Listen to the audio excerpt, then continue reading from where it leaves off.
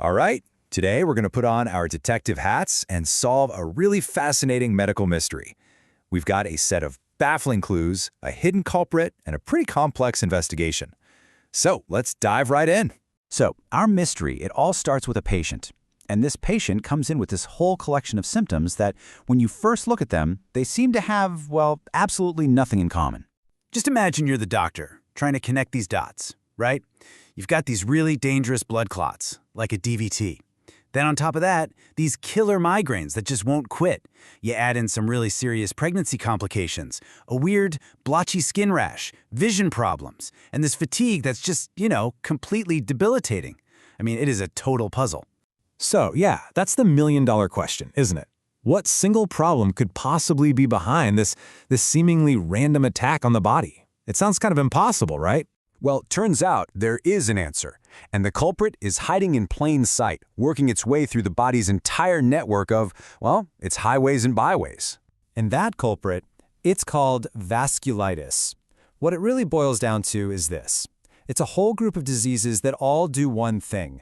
They cause inflammation in your blood vessels. That is the one single thread that pulls all those crazy, disconnected symptoms together. And that right there is the key to why the symptoms are all over the map. I mean, just think about it for a second. Your blood vessels are literally everywhere. Your skin, your brain, all your organs. So if this inflammation can hit any of those vessels, well, then the symptoms can show up pretty much anywhere. And that's why it ends up looking like a dozen other diseases. Okay, so if you're the doctor in this scenario, how on earth do you even start to confirm something like vasculitis? You can't just guess. You've got to go searching for some very, very specific patterns. And that's a fantastic question, right? Because this whole problem is happening on a microscopic level. So how do you get your eyes on the actual crime scene? Well, the answer is a biopsy. You can almost think of it like a telescopic biopsy. It's basically the medical detective's magnifying glass. It lets them get a direct look at a little piece of the tissue that's been affected. And here's what's so cool about this part. Doctors aren't just looking for, oh, yeah, there's inflammation. No, they're looking for the specific pattern of that inflammation. It's kind of like analyzing a criminal's signature, It helps you figure out exactly who you're dealing with. And one of the biggest clues in that pattern comes down to this one crucial question.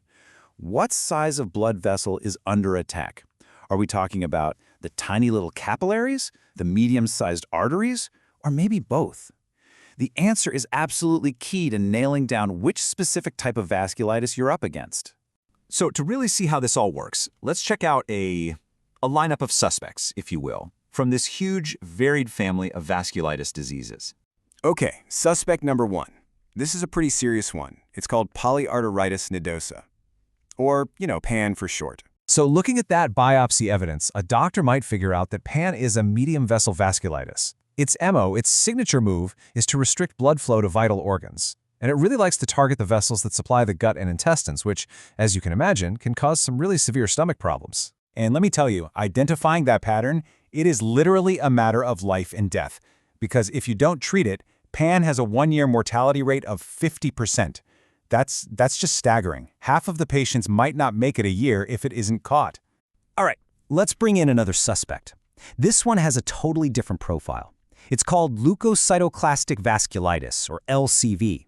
And this one usually goes after the small vessels. And its calling card is usually the skin. In fact, it's pretty amazing. When doctors do a biopsy on certain kinds of rashes, the evidence they find under the microscope, what they call the histopathologic diagnosis, it points to LCV a whopping 66% of the time. So yeah, it's a really common finding when you see it in the skin. So all of this, it brings us to the biggest challenge in this whole medical mystery. It's the reason this thing is so darn hard to solve in the first place. And that challenge is this. Vasculitis isn't just one disease. It's a whole family of what we call mimic diseases. Its symptoms can look like just about anything. They overlap with countless other conditions, everything from infections to cancer. And that makes it just incredibly difficult to pin down. This whole complicated mess usually starts with some kind of trigger. We don't always know what it is, but that trigger makes the body's own immune system completely overreact and start attacking the blood vessels. And what you end up with is this many-to-many problem, where lots of different triggers can cause lots of different symptoms. It creates this diagnostic web that is just so hard to untangle. But, and this is a big but, here's the hopeful part of the story. Even though it's complex, we get the basic mechanism. It's the immune system going haywire. And as this research shows, treatments that quiet down the immune system, they can make the levels of those inflammatory signals, they're called cytokines, drop dramatically. So we can fight back. Which really leaves us with this one last thought, doesn't it? When a disease can wear so many different masks, when it can look like almost anything, how do you ever really know what you're fighting? Answering that question, it takes incredible skill, it takes the right tools, and it absolutely takes that relentless detective's mindset. It's just a powerful reminder that in medicine, sometimes finding the right pattern, well, it's everything.